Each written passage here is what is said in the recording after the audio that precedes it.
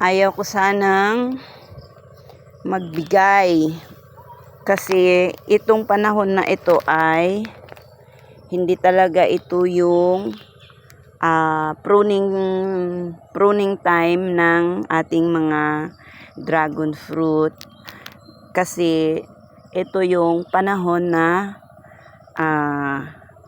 namumulaklak ang ating mga dragon fruit. Ayan oh.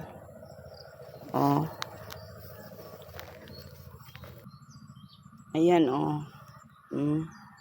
Maraming papalabas na sukol ng bulaklak ng dragon fruit.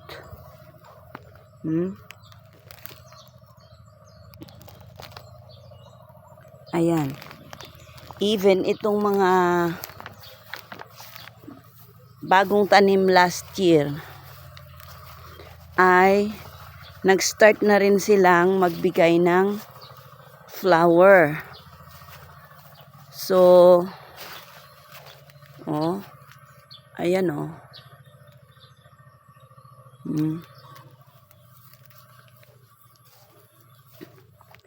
Hindi talaga ito yung panahon na dapat tayong mag-cutting ng dragon fruits para dun sa pang tanim.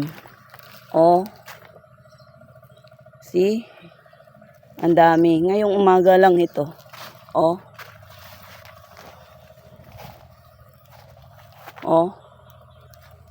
Diba?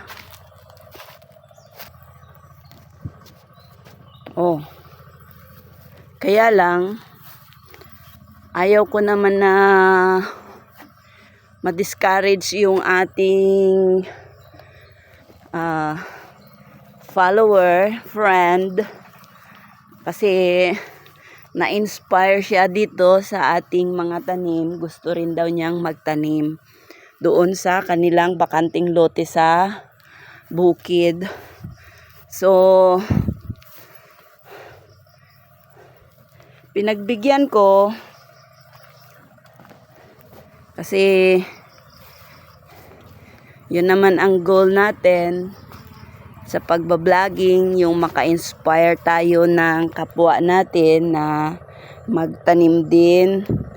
Kahit hindi man dun sa part na pang commercial, at least pangkain lang natin kaysa bibili pa tayo. Kung may tanim tayo, o di malaking bagay na libre, diba? So, meron akong mga cuttings dyan last year, yung mga tira-tira ko, yun ang ibinigay ko sa kanya. At saka yung iba na mga nakatanim na, mga rooted na, like ito, mayroon na itong ugat, pero wala pang sanga. Binunot namin at ibinigay namin sa kanya. So, hopefully, by next year, mga July or August, sana makapag-produce na rin siya ng bunga ng kanyang tanim na dragon fruit. Di po ba? Masaya, di po ba, na sa simpleng pagbablog ko ng aking pagtatanim, mayroon tayong mga madlang people na naiengganyo rin na magtanim. So, hindi naman tayo natithreaten doon sa mga gano'n na magiging kakumpetensya natin sila balang araw. Hindi tayo gano'n. Napakalawak ng mundo. Hindi natin kayang pakainin lahat ng tao sa Pilipinas. Ayan. So, happy lang na sana marami pa tayong ma-inspire na magtanim.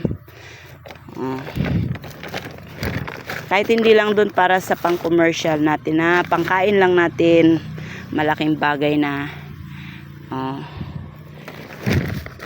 Wala naman akong kinikita pa sa pagbablog ko. Palagi lang ako nag-aabono sa load.